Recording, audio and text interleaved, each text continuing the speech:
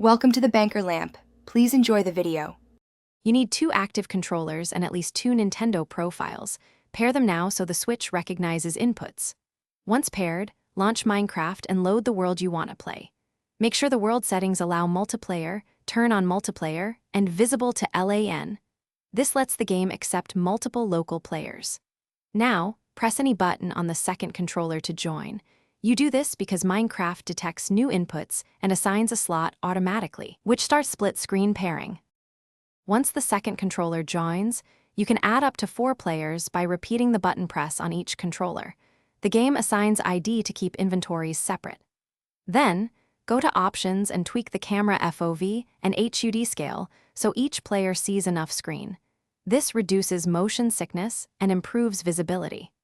Make sure to choose horizontal or vertical split depending on TV aspect ratio, because 16:9 TVs often work better with horizontal splits, while handheld play may favor vertical. Now finalize by confirming every player is signed in and their HUDs respond.